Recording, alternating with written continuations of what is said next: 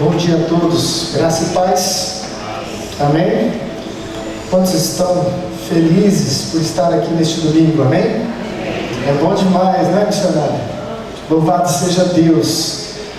Abra sua Bíblia, por favor, no livro de Hebreus. Nós estamos numa série de mensagens sobre o livro de Hebreus. E o bom quando você propõe uma série de mensagens assim em um livro, é que você não escolhe a mensagem, né, que você vai ministrar. Ela já é uma sequência, né? Por que eu digo isso? Porque às vezes as pessoas vêm ao culto e falam assim: o pastor pregou porque eu vi que estava no culto, aí pregou para mim, né? Não é para ninguém. É uma sequência que nós estamos estudando e recebendo do Senhor graça e direção. No último culto nós estudamos até o versículo 3 do capítulo 6. E hoje nós vamos Hebreus capítulo 6, do verso 4 ao verso 12. E vamos entrar num texto bem polêmico, que com a graça de Deus vamos receber direção. Diz assim na minha versão, a NVI: ora, para aqueles que uma vez foram iluminados, provaram o dom celestial, tornaram-se participantes do Espírito Santo, experimentaram a bondade da palavra de Deus e os poderes da era que há de vir, e caíram, é impossível que sejam reconciliados ao arrependimento, pois para si mesmos estão crucificando de novo o Filho de Deus e sujeitando-o à desonra pública. Pois a terra que absorve a chuva que cai frequentemente e dá colheita proveitosa àqueles que a cultivam, recebem a bênção de Deus.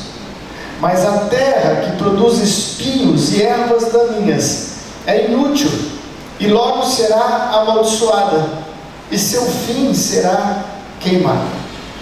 Amados, mesmo falando desta forma, estamos convictos de coisas melhores em relação a vocês, coisas próprias da salvação.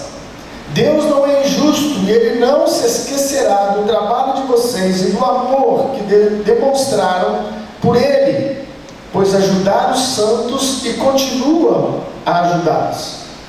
Queremos que cada um de vocês mostre essa mesma prontidão até o fim, para que tenham a plena certeza da esperança, de modo que vocês não se tornem negligentes, mas imitem aqueles que por meio da fé e da paciência recebem a herança prometida. Até aqui, palavra do Senhor, amém? Pai querido, eu te dou graças mais uma vez pela tua santa, rica e poderosa palavra. Eu rogo, Senhor, que o teu Espírito ministre em nossos corações, e que toda defesa, Senhor, que toda resistência, Senhor, seja desfeita, destruída, Pai, para que a tua palavra caia em um solo fértil e germine em nome de Jesus. Amém e graças a Deus. O tema de hoje, meus queridos, é as advertências divinas. Mais uma vez o escritor de Hebreus faz uso de algumas advertências para esta igreja, para este grupo de pessoas que, como nós já sabemos, eram judeus convertidos ao cristianismo e que estavam passando um momento de dura perseguição. Perseguição física, perseguição social, ao ponto de serem tirados do convívio social, ao ponto de serem perseguidos as suas famílias, os seus filhos. Então era algo que eles estavam vivendo de muita tensão, de muita pressão psicológica também.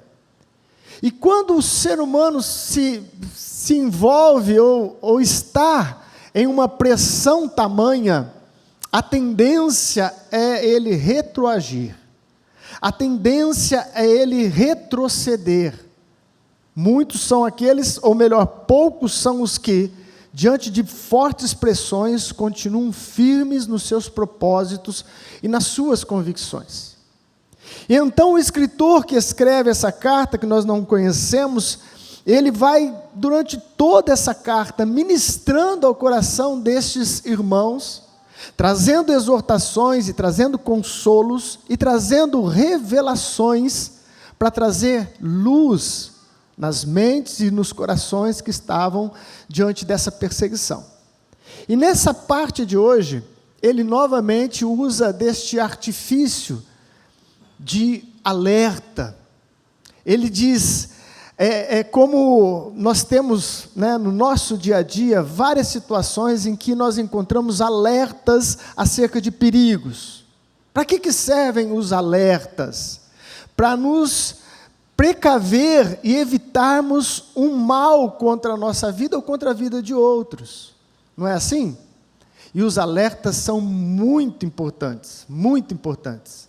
Eu me lembro que uma vez eu estava em uma praia, eu fui, na verdade, a trabalho, levar umas coisas numa viagem lá no litoral de Santa Catarina, e acabou de descarregar, eu estava sozinho, e era bem de frente de uma praia. Eu falei assim, eu vou ali nessa praia dar uma refrescada. Eu achei estranho que não tinha ninguém naquela praia, é uma praia deserta, né? E eu olhei aquilo e falei assim, beleza, vamos lá. E ela estava deserta porque ela era imprópria para que banhistas adentrassem, não por causa de poluição, mas porque ela não tinha uma estabilidade no piso. Logo que você entrava na água, o chão sumia, e a correnteza era muito forte. E eu fui lá me refrescar nessa aventura, né? E logo que eu entrei, eu me deparei com essa situação, e olha, eu me lembro detalhes até hoje. Não morri naquela vez, acho que porque o Senhor me livrou mais uma vez, porque eu não conseguia voltar, e não achava o chão, e aquilo me puxando, e eu não fui tão longe. É que realmente ela era imprópria para isso, mas infelizmente não tinha naquela praia nenhum aviso. Quem sabe tivesse uma placa ali, né? Cuidado, né? Não entre. Eu não sei se eu seria teimoso e entraria da mesma forma, mas pelo menos eu teria a chance de ouvir o alerta. Não é verdade? O alerta foi feito para isso, para o seu bem, para o meu bem. E quando o escritor de Hebreus, inúmeras vezes, dá alertas à igreja, ele está querendo que a igreja seja afastada do perigo. Seja afastada do perigo. Todo mundo sabe que eu trabalho com transporte, e quantas vezes placas de alerta pouparam a minha vida e de outros de acidentes terríveis. Por exemplo, você está conduzindo o seu veículo em uma estrada que você ainda não passou. Você não sabe o que vem à frente. E muitas vezes, quando após uma descida forte, tem alguma placa avisando, cuidado, curva acentuada. Vocês não imaginam o benefício que é essa santa placa, curva acentuada. Porque uma coisa, amados, é você dirigir um carro leve, com um sistema de frenagem moderno. Outra coisa é você dirigir um caminhão com 15 toneladas em cima, antigo, com freio a ar e a óleo, que você vai bombando, vai acabando. Só quem experimentou, né, Samuel, sabe o que é? E aquela placa que te avisa com antecedência, ela te ajuda a se livrar deste mal. Nós precisamos dos alertas de Deus e temos que estar sempre atentos à palavra do Senhor, que constantemente nos deixa alertas acerca da nossa vida espiritual, da nossa vida com Deus, indicando para a gente, olha, ali há um perigo, não vá por este caminho porque você pode sofrer com isso. E o escritor de Hebreus começa então nessa carta, e eu a divido em 3 pontos que eu acho que é próprio desse texto que nós lemos. E a primeira dessa advertência é exatamente isso, ele nos dá uma advertência muito importante. Talvez, amados, seja a advertência mais importante para um cristão se encontra neste versículo. Porque vai nos prevenir sobre um pecado de morte, sobre uma apostasia que não há mais como retornar. Sim, é muito sério, e nós temos que estudar isso com muita cautela, para entendermos o que o autor está querendo dizer. Versículo de 4 ao 6, vamos ler novamente. Olha o que ele diz: ora, para aqueles que uma vez foram iluminados. Acompanhem devagar essa sequência, porque vai ser importante para você entender. Uma vez foram iluminados, provaram o dom celestial, tornaram-se participantes do Espírito Santo, experimentaram a bondade da palavra de Deus e os poderes da era que há de vir, e caíram. Aí ele acrescenta: é impossível que sejam reconduzidos ao arrependimento. Esse texto é um pouco polêmico, eu disse no começo, porque ele é um dos textos chaves que divide duas linhas de pensamentos provenientes do calvinismo e do arminianismo. O que é isso, bispo? Isso são dois teólogos, dois pensadores que atuaram fortemente no século XVI. Calvino foi do século XVI e Armínio começou no século XVI, mas entrou no século XVII.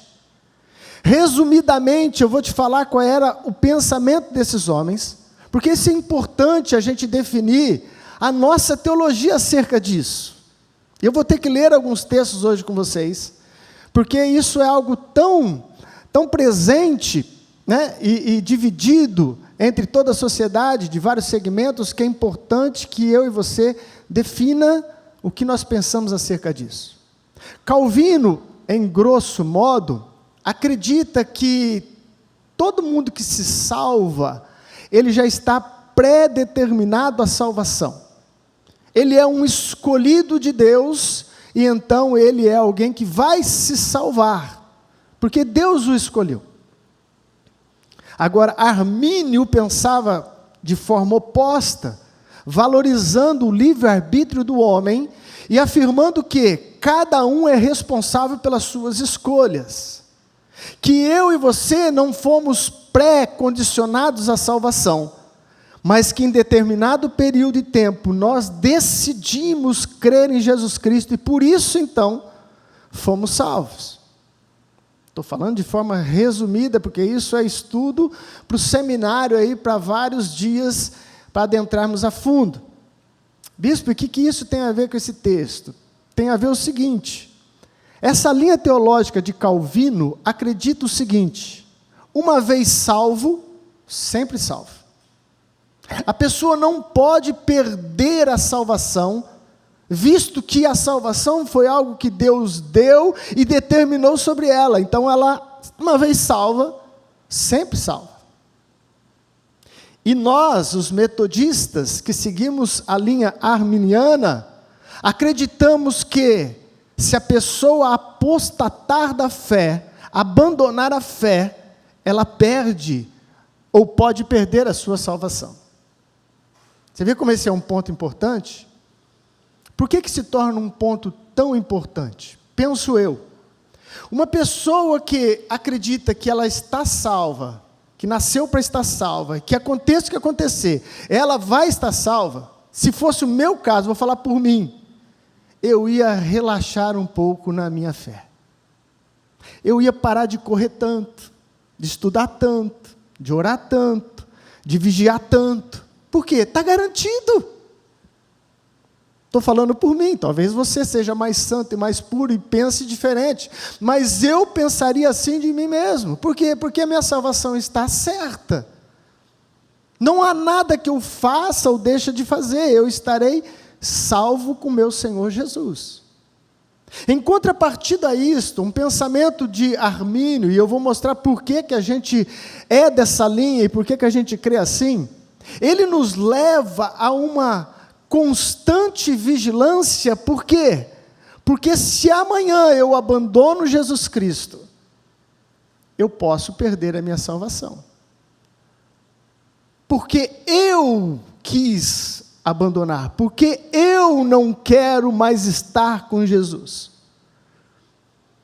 E aí, esse ponto é importante, porque este texto, que é um texto muito claro ao meu ver, que está falando de alguém que é crente. Vocês concordam comigo? Vocês viram a lista? Os 5 pontos que eu falei? Essa pessoa teve uma experiência com o Espírito Santo. Essa pessoa desfrutou da palavra. Essa pessoa adentrou as promessas da eternidade. Essa pessoa foi um crente muito melhor do que eu, muito mais profundo do que eu, muito mais maduro do que eu. Nós pegarmos esse texto e dizer que não se trata de crentes verdadeiros, aí eu acho que é forçar uma interpretação bíblica. Porque é isso que o calvinismo faz. Ele diz, olha, esse texto não diz respeito a um cristão, mas pessoas que estavam na igreja, conviveram com a igreja e nunca foram cristão de verdade. Eu não consigo ver dessa forma. Mas é lógico, você é livre para ver e analisar o texto. Eu, é lógico, vou defender aquilo que eu creio, que nós cremos como igreja metodista. Mas, em contrapartida, meu irmão, nós não podemos ter de forma alguma um partido político dentro da igreja. Os calvinistas têm gente boa demais, gente de Deus, gente que eu respeito. Há lideranças evangélicas que são da linha calvinista que eu tiro o chapéu para eles. Não tem problema nenhum. Ele crê que ele já está predestinado para o céu. Eu creio que eu tenho que vigiar até o fim para estar no céu. Mas se ambos chegarem ao céu, aleluia, glória a Deus. Então que isso não seja um embate, que isso não seja esquerda e direita, não é? Não há esquerda e direita, só há pensamentos teológicos e que a gente deve absorver e entender quais são aqueles que fazem mais sentido segundo a palavra de Deus, que faz mais sentido segundo a palavra de Deus. Dito isto, eu quero citar alguns textos que indicam o porquê que eu creio que é possível perder a salvação. Alguns nós vamos ter que ler. Coloca para mim Hebreus 2, versículo de 1 ao 3. Nós já vimos esse texto, já passamos por esse estudo, e eu vou citando eles e vou mostrando um ponto de vista. Diz assim, Hebreus 2, versículo de 1 ao 3, por isso é preciso que prestemos maior atenção ao que temos ouvido, para que jamais nos desviemos. Porque se a mensagem transmitida por anjos provou a sua firmeza e toda transgressão e desobediência recebeu a devida punição, como escaparemos se negligenciarmos tão grande salvação? Esta salvação, primeiramente anunciada pelo Senhor, foi-nos confiado pelos que a ouviram. O que o escritor de Hebreus está dizendo? Olha, lá no Antigo Testamento, quando a lei foi transmitida através de anjos, que é seres criados por Deus, inferior e não tem nenhuma comparação à altura do próprio Deus, se essa revelação, quando foi desobedecida, teve a sua punição, aí ele diz assim, quanto mais hoje, que o Filho nos deu a palavra, e depois aqueles que estavam com ele testemunharam e confirmaram tal palavra, ainda mais hoje, como escaparemos de tal punição se negligenciarmos os alertas de Deus? Ele está dizendo que haveria também para nós punição tamanha para aqueles que não querem andar na graça de Deus. O próprio Senhor Jesus fala em Mateus capítulo de número 24, versículo número 12.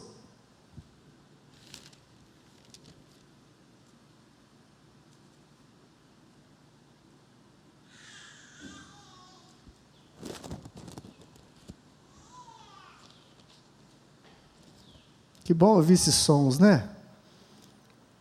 De nenezinho. Está tendo uns sons desses lá em casa.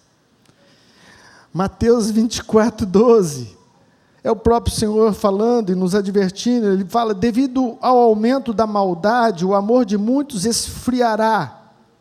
Mas aquele que perseverar até o fim, será salvo. Percebem a colocação do próprio Senhor Jesus? colocando no mesmo patamar de fé a perseverança, porque as duas vão caminhar junto, fé e perseverança. Você crê no Senhor Jesus, você está lavado pelo sangue do Cordeiro, mas é necessário que você persevere até o fim. É necessário que você persevere até o fim. Palavras do nosso próprio Senhor Jesus. Mais um texto para fortalecer, e esse do apóstolo Paulo, 1 Coríntios, capítulo 15, versículo de 1 ao 2. 1 Coríntios 15, versículo 1 e 2. Irmãos, quero lembrar-lhes o evangelho que lhes preguei, o qual vocês receberam e no qual estão firmes.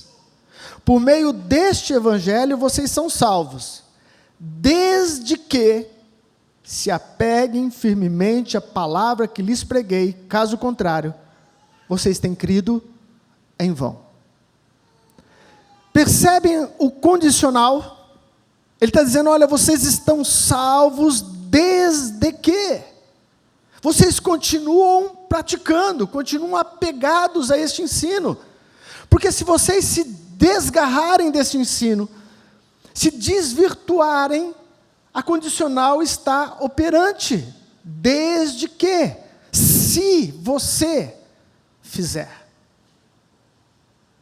E são inúmeros os textos, alguns eu só vou citar. 1 Timóteo, capítulo 1, versículo 19, o apóstolo Paulo usa uma analogia para falar da fé, dizendo que eles naufragaram na fé. O que é naufragar na fé, se não é perder a salvação ou se desviar do caminho? Pensa numa embarcação, numa viagem marítima. Você sai de um ponto com destino a outro ponto, e no meio do caminho o barco afunda. Você não chegou no seu destino. Naufragou na fé. O texto que dá sequência ao que a Thelma leu aqui no estudo sobre ofertas, que é 1 Timóteo 6, 10, ela parou no 9. O 10 é aquele texto conhecido, que fala que o amor ao dinheiro é a raiz de todos os males, não é? O amor ao dinheiro é a raiz de todos os males. Depois ele vai continuando ao ponto de dizer que aqueles que se inclinaram para isso, desviaram da fé e sofreram muitos males. Portanto, são inúmeros os textos, mas também os calvinistas apresentam também argumentos bíblicos. Eu estou fazendo a minha explanação daquilo que nós cremos, e eles também têm argumentos e têm textos que muitos deles vão te colocar para pensar, e você é livre para pensar. Mas alguns deles eu não vejo dificuldade alguma. Por exemplo, as palavras que Jesus disse: aqueles que vierem a mim, de maneira nenhuma lançarei fora. Palavras do Senhor Jesus. E na verdade Jesus de maneira nenhuma lança fora, somos nós que decidimos não entrar mais. Somos nós que decidimos apostatar, abandonar. E para terminar, para mostrar mesmo que é possível alguém salvo perder a sua salvação, esse eu quero que você leia também, Apocalipse capítulo 3, versículo de número 5.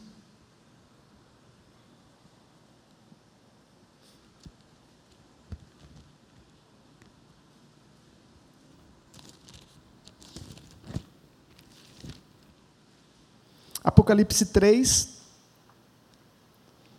é aquela carta à igreja de Sardes. Esse capítulo aqui que começa no 2, são as cartas às igrejas, onde Jesus está corrigindo algumas igrejas e também mostrando qual seria a recompensa, o galardão.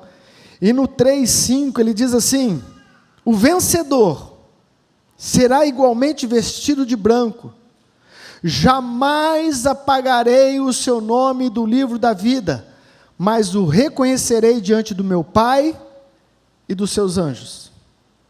Ao vencedor, eu jamais apagarei o seu nome do livro da vida. Mas essa colocação está implícita que se você não vencer, o teu nome pode ser apagado. Ao vencedor eu jamais apagarei. Mas aqueles que, por livre e espontânea vontade, decidem não querer a salvação, não querer o céu, não querer Jesus, o que há de se fazer? O que há de se fazer? Portanto, essa advertência se torna muito importante para os nossos dias, porque o triste dessa advertência é que o escritor de Hebreus mostra que para esses tais, não tem mais como trazê-los de volta. Por quê? Porque Deus então não os quer mais? Não, o texto diz que é impossível trazê-los ao arrependimento novamente. Não é que Deus não queira, é que é impossível um coração que experimentou tudo isso, conseguir se arrepender novamente para a salvação. E aí ele faz uma comparação muito terrível, dizendo, olha, é como se você estivesse crucificando novamente o Senhor Jesus, expondo Ele à ignomia, ao repúdio, à vergonha. É impossível. E por que todo este alerta do escritor de Hebreus? Porque a apostasia não nasce do dia para a noite. A apostasia é algo que vai sendo construído nos corações. E vai sendo construído por, muitas vezes, negligência à fé verdadeira. A prática, a constância da fé verdadeira. Então vai sendo construído. Vai sendo construído. E se a pessoa não se atentar, ela pode se encontrar num lugar de terrível condenação, sem a graça de Deus. Portanto, o escritor de Hebreus deixa mais uma vez um alerta importante, assim como ele já fez 2 alertas nos textos que nós lemos e estudamos, onde ele falou do endurecer do coração. Cuidado, para não permitir que o seu coração seja endurecido. Outro alerta que ele já deu, e nós já estudamos, ele fala, cuidado com a negligência. E agora, mais uma vez, ele fala, cuidado, para que o seu coração não seja afastado de Deus. Segundo ponto dessa mensagem, é uma constatação natural, que é o que ele vai falar agora no versos 7 e 8. Ele diz, pois a terra que absorve a chuva que cai frequentemente, dá colheita proveitosa àquele que a cultiva, e recebe a bênção de Deus. Mas a terra que produz espinhos e ervas daninhas é inútil, e logo será amaldiçoada, seu fim é ser queimada. Então o escritor de Hebreus agora dá uma ilustração bem própria daquele povo, que era um povo agrícola, era um povo acostumado com plantio, com colheita. Então ele fala que a terra que absorve a chuva que cai, ela vai poder germinar e dar bons frutos. Mas uma terra que só produz coisa ruim, ela entra em maldição. O que o escritor está dizendo? Ele está falando de terra? Não, ele está falando de coração. Essa parábola, essa ilustração nos faz lembrar a parábola do Senhor Jesus, do semeador que saiu a semear. Lembram dela? É as mesmas figuras de linguagem. E tanto aquela quanto essa está colocando o quê? Há uma parte divina no processo de salvação. E isso nós não negamos. Se não houvesse a graça de Deus, ninguém se salvaria. Se o Espírito Santo não tocasse o nosso coração, ninguém se converteria. A graça de Deus é a chuva que cai sobre o solo. É a chuva que cai sobre o solo. Mas a chuva cai sobre o solo bom e sobre o solo ruim. Mas o texto diz, o solo que absorve a chuva, absorve. O que quer dizer isso? Recebe, guarda, armazena, permite que entre e fique. Esse solo vai ser terra boa. Portanto, há uma ação de Deus, é isso que ele está dizendo nesse segundo ponto. Um contraste natural. Há uma ação de Deus, mas que também vai trabalhar com um agir do teu coração. Somos nós é que nos abrimos para o mover de Deus. Somos nós é que preparamos o nosso coração para receber a boa palavra de Deus. É o que acontece muitas vezes, você entrega uma mensagem, e alguém depois chega para você e fala, nossa, mas essa mensagem, pastor, falou demais ao meu coração. Aí no mesmo culto, você encontra outra pessoa que fala assim, nossa, hoje o culto, hein? Nossa, não falou nada comigo. Nossa, que culto ruim. Aí você falou, será que vocês estavam no mesmo lugar? É o coração. É o coração. Sabe uma coisa que às vezes nós não nos atentamos, amados, e perdemos muito de Deus? Que nós não nos preparamos para estar aqui.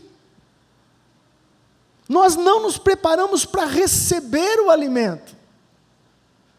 Acordamos atrasado, o relógio, nossa, cuida da criança, troca aqui, vamos correr, hoje tem culto, vamos correr.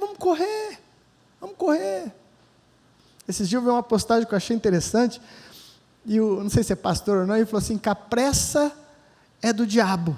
Né? Aí eu resolvi olhar melhor o que ele estava querendo dizer, faz sentido, né? Não sei se chega a tanto, mas ele diz assim, qual é o ditado que todo mundo diz? Que a pressa... Deus é perfeito, então a pressa é do diabo. E ele faz uma colocação inteligente, eu gostei, porque ele falou assim, presta atenção, você sai atrasado de casa, começou a pressa, aí você xinga no trânsito, não, o crente não xinga, né? Oh, glória, aleluia. Você se irrita no trânsito, você fica irritado com o carro que está devagar na frente, você fica irritado que o semáforo fechou, nossa, esse semáforo parece que só fecha a hora que eu chego. Começou o quê? Uma ação perturbadora. Uma ação perturbadora. Não é propriamente o diabo, mas é uma ação que pode te levar a perder muito da graça de Deus. E quando eu digo se preparar para o culto, amados, deixa eu te dar uma coisa que o Espírito Santo colocou no meu coração agora. No Antigo Testamento, eles apresentavam como oferta a Deus, que era o culto a Deus, um sacrifício de um animal. Lembram disso, no Antigo Testamento? Por quê, bispo? Porque isso era uma figura de que um cordeiro seria também oferecido pelo pecado de todo mundo, que é o nosso cordeiro Jesus Cristo. Amém? Aleluia. Hoje eu vi na camiseta do Elcio ali, eu nunca tinha visto essa frase, achei interessante. Diz lá, deixa eu ler novamente. Um doador de sangue salvou minha vida, Jesus. Interessante. Ele não foi um doador, mas ele derramou o sangue, né? Mas por causa do sangue dele, hoje nós temos vida. Mas voltando ao cordeiro, esse cordeiro, ele era separado ao nascer. Tinha todo um esquema, tinha um cordeiro certo. Ele era sem mácula, sem defeito. Ele era o primeiro, o primogênito. Então, ele era separado e preparado, às vezes durante o ano todo, para que chegasse o dia desse sacrifício, dessa oferta. Portanto, a pessoa cuidava, dá dó de pensar nessa cena, né? Nós que temos animais, ficamos com o coração apertado, né? Mas ele cuidava daquele bichinho, sabendo que esse bichinho ia ser sacrificado num altar. Mas eu quero usar isso só para fortalecer a questão da preparação. Ele se preparava e preparava a sua oferta durante um bom tempo, até oferecer para o Senhor. Você tem preparado o domingo de alguma forma? O que você faz no decorrer da semana esperando receber no domingo? Tem algum jejum aí nesses dias? Tem alguma oração um pouco mais longa, sem ser aquele Pai Nosso rápido? Será que tem alguma meditação? Isso é preparação. Aí quando você entra nesse ambiente espiritual, que é o culto, onde os santos se reúnem, você pode sair daqui com algo também especial. Aleluia. Abra o teu coração, como uma terra que absorve a chuva que Deus está mandando. E o terceiro e último ponto dessa mensagem, é uma expectativa. Ele não deu um alerta à toa, só vou avisar, hein? Vou avisar pela última vez, hein? Não quer ouvir? Então que caia. Não. Ele fala em amor, porque ele tem uma expectativa de uma resposta. Ele tem uma expectativa de uma resposta. E isso vai do 9 ao 12. Olha que interessante. Todo pastor tem que aprender isso aqui, ó. O pastor Paulo hoje está aqui, lá do Parque Ribeirão. Seja bem-vindo. Pastor, nós temos que aprender isso aqui com o escritor de Hebreus, versículo 9. Ele fala: amados, mesmo falando dessa forma, estamos convictos de coisas melhores em relação a vocês, coisas próprias da salvação. Deus não é injusto, Ele não se esquecerá do trabalho de vocês e do amor que demonstraram por Ele, pois ajudaram os santos e continua a ajudá-los. Ou seja, Ele bateu forte, agora chegou a hora de dar uma soprada, né? Ele falou firme, porque tinha que falar firme, mas depois então Ele chama para perto e fala: meu amado, meu amado, eu falei duro com você, mas é por amor, meu querido, é por amor, preste atenção. Aí Ele faz lembrar algo importante. Sabe por quê, amados? Imagina essa igreja, como eu falei no contexto, perseguição, luta, tribulação. Quando as pessoas estão atribuladas, elas começam a se autopunir, geralmente. Ela começa a falar: eu não presto mesmo, eu não sei por que eu estou indo, eu não consigo praticar a fé, e não sei o que. Ela começa a se autopunir. Então tem hora que o líder precisa encostar do lado e falar: meu amado, você tem feito coisas importantes para o reino de Deus. É isso que Ele está fazendo com a igreja. Ele fala assim: olha, Deus não é injusto, Deus não vai se esquecer, pelo amor que você tem a Deus, demonstrado no serviço aos santos. Olha que coisa importante. Quando você serve os santos, você demonstra amor ao Deus eterno. Você demonstra amor ao Deus eterno. Quando você ajuda uma obra de Deus, você está demonstrando amor ao Deus da obra. Ninguém dá para o pastor. Nós contribuímos e trazemos porque nós temos um amor ao Rei dos Reis e Senhor do Senhor.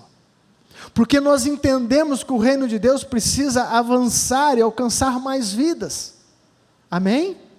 Mas muitas vezes, amados, isso serve para todos nós. É necessário ver virtude também na vida do irmão, mesmo esse irmãozinho que está dando uma desviada aí do caminho. Mesmo esse irmãozinho que não está acertando todas. Ou uma palavra de conforto levanta muito mais, às vezes, do que uma palavra de correção. Meu irmão, você não sabe, eu nunca te falei isso, mas eu quero te falar que você é muito importante ali na nossa igreja. Você é importante ao ponto de eu sempre olhar para você e ver a sua determinação, estando sempre nos cultos, eu me espelho em você. Aí aquele irmão que estava, sendo atacado pelo diabo ali na sua mente, no seu coração, ele começa a mudar, e fala: opa, eu não tinha percebido isso. Até que eu não estou tão mal não, né? Até que, glória a Deus. E depois ele mostra 3 expectativas que ele tinha para com a igreja. 3 respostas que ele espera da igreja. Primeira, ele diz lá no versículo de número 11, eu anseio por isso, nós desejamos que cada um de vocês mostre essa mesma prontidão até o fim. Em algumas outras traduções, em vez de prontidão, traz cuidado. Então a expectativa do escritor de Hebreus, a resposta que ele espera, ele começa a dizer: eu espero que você mostre o cuidado que você tem mostrado, mas até o fim. Até o fim. Pode enxugar o rosto aí, acabou o choro. Acabou o choro, tem uma corrida que ainda não terminou. Ele está dizendo: olha, eu espero que você tenha essa prontidão, esse cuidado que você tem, este amor que você tem, mas não só mais hoje, até o fim. Até o fim.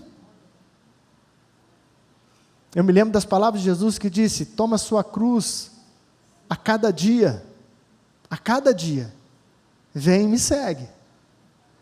A cruz não é a esposa, não é o esposo, não é o patrão. A cruz é a determinação pessoal de morrer para si mesmo, para que Cristo viva em você. Mas não é uma vez no ano, nem uma vez na semana, é toma sua cruz todo dia.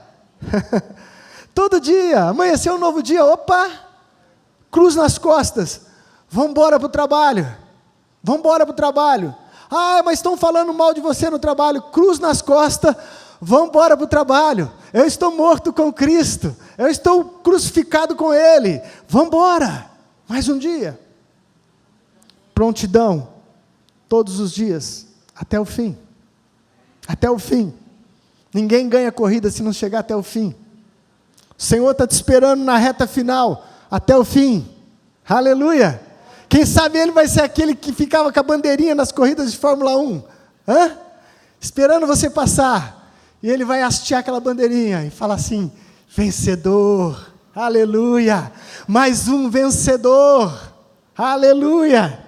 Segunda expectativa que o escritor de Hebreus tem, ele diz lá, continuando ali no 12, de modo que vocês não se tornem negligentes. De modo que vocês não se tornem negligentes. O que é negligência?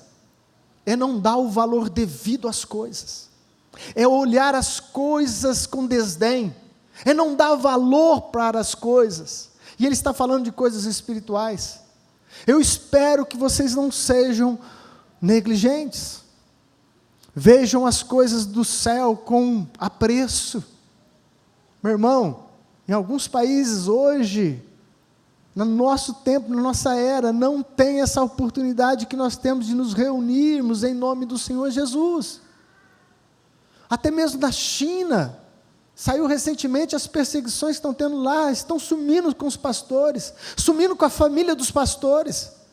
Eles não podem mais fazer evangelismo nas redes sociais. Eles não podem anunciar o nome de Jesus em nenhuma rede social abrangente.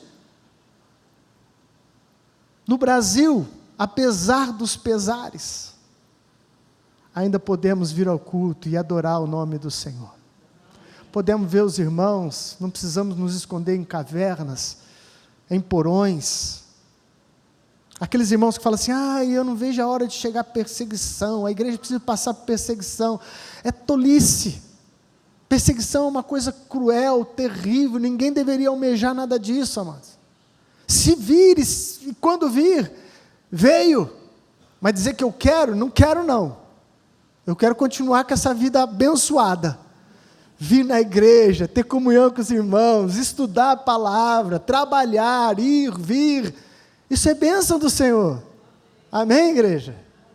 Não sejam negligentes. Olhe para as coisas espirituais com apreço. Poxa, vai ter um estudo bíblico, que privilégio. Que privilégio ouvir uma palavra. Sabe, eu estou discipulando novamente, né? E tem coisas que a gente acha assim tão corriqueiro, mas para os novos, para as pessoas que não conhecem a palavra, aquilo abre um raio de luz na vida da pessoa. Aí depois eu penso e falo, puxa, que bênção. Estudos normais daqueles que nós já estamos acostumados há tanto tempo a dar, mas para quem não conhece, é uma janela aberta em plena luz do meio-dia. Valorize, não negligencie. E em terceiro e último lugar, de coisas que eles esperam, de resultado, ele diz, imitem os santos, imitem aqueles que estão e fizeram mais do que nós, foram além de nós. O apóstolo Paulo é o mais ousado deles, porque o apóstolo Paulo diz assim, né? Sede meus imitadores, assim como eu sou de Cristo Jesus. Olha que ousadia que tinha o apóstolo Paulo, porque se ele inverte essa frase, ela seria verdadeira também. Sede imitadores de Jesus, assim como eu sou. E ela seria verdadeira também a frase. Mas ele chama a responsabilidade para ele e fala, sede meus imitadores. Gente, nós temos que imitar estes homens de Deus, essas mulheres de Deus. Tanto do passado quanto do presente, tem muita gente de Deus aí fazendo coisas grandiosas. Olhem para essas pessoas, imitem essas pessoas. Porque fazendo assim, nós vamos guardar a nossa fé e alimentar o nosso coração. Em o nome de Jesus. Amém? Fiquem de pé. Eu quero terminar concluindo o que ele fala aí no finalzinho. Vamos cantar aquele último louvor? Eu gosto dele. Deus é bom. No finalzinho do 12 ele conclui, depois de dizer, olha, imitem aqueles que, por meio da fé e da paciência, recebem a herança prometida. Ei, imitem aqueles que têm duas qualidades que têm que andar junto: fé e longanimidade, paciência. Por quê? Porque uma completa a outra. O que vocês acham que é ter fé? Quem vocês acham que tem mais fé e outros que têm menos fé? Ah, tem mais fé, bispo, aquele que orou e o paralítico andou. Esse tem mais fé. Pode ser? Pode. Mas eu prefiro ver um outro lado da moeda. Aquele que não andou, mas continua firme no Senhor. Eu acho que ele tem mais fé. Porque apesar de não ver nada no momento, ele continua firme no Senhor. A fé tem que andar com a paciência. O que é paciência? Em outras traduções traz longanimidade, que são sinônimos. Paciência, longanimidade, é a arte, a habilidade de enfrentar os ataques da vida com serenidade. É a capacidade de responder às agressões com mansidão. É a capacidade de resistir a todo tipo de investida contra você. Resistir de forma branda, amorosa, misericordiosa.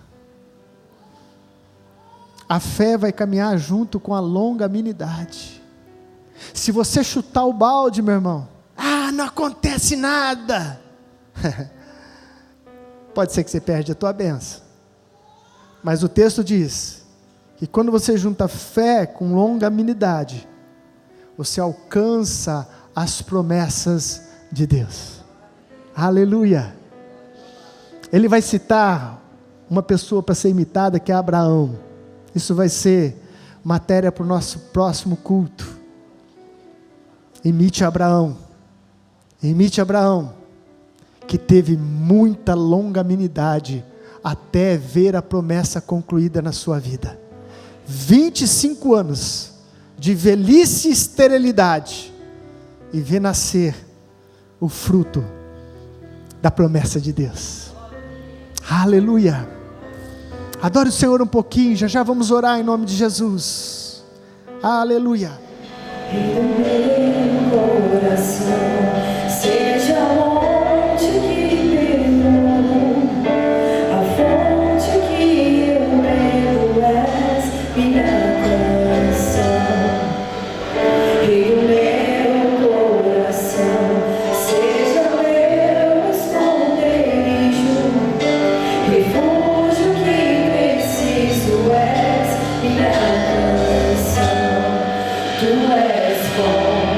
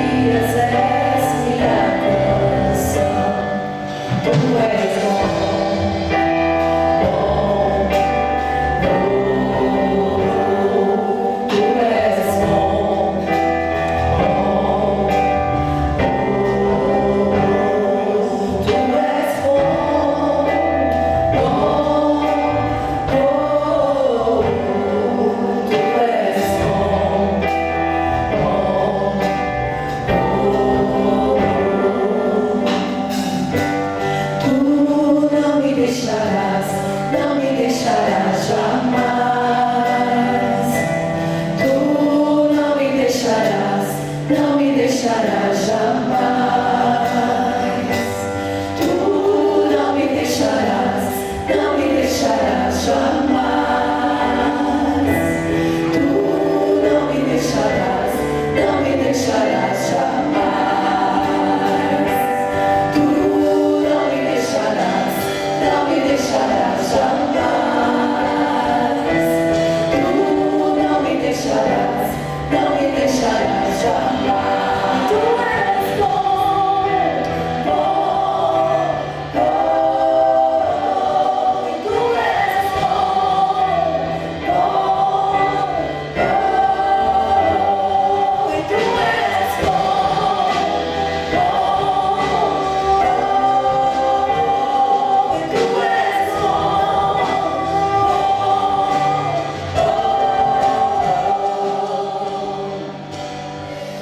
Vamos aproveitar que nós vamos orar. Tem uma pessoa precisando das nossas orações. Edivaldo José da Silva, ele está em coma, numa situação de enfermidade nos rins. Vamos orar pedindo que o Senhor o visite. Edivaldo, Pai amado, em nome de Jesus, a tua igreja reunida neste lugar, apresenta o Edivaldo, Senhor, em nossas orações. Pedimos, Senhor, que a tua graça o visite, que o poder que há no nome de Jesus Cristo venha sobre ele, Senhor, trazendo vida e vida com abundância, trazendo restauração para o seu corpo, mas ainda mais do que isso, salvação eterna, Pai. Que o Senhor o salve, Senhor, que o Senhor o transporte, ó Pai, para o reino da luz, Senhor. Essa é a nossa oração, o nosso clamor, ó Deus, em o nome de Jesus Cristo. Pai, nós também oramos, ó Deus, por essa palavra ministrada aos nossos corações. Senhor, que este alerta dado pelo Teu Espírito, Senhor, venha sobre nós, ó Senhor, como uma bênção, que possa nos livrar, Senhor, de toda falta de aptidão, de entrega, toda falta de empenho, Pai. Que esse alerta, Senhor, seja para nos despertar dos perigos espirituais, mas também, Senhor, nós cremos e declaramos conforme cantamos que Tu és bom e que o Senhor prometeu que nunca nos deixará, Pai. Nós recebemos essa palavra como uma palavra profética sobre as nossas vidas. Aconteça o que acontecer, estamos firmados na Tua palavra. Eis que estarei contigo todos os dias até a consumação dos séculos. É a promessa de Deus sobre a sua igreja, é a promessa de Deus sobre a sua vida. Erga a tua cabeça em o nome de Jesus.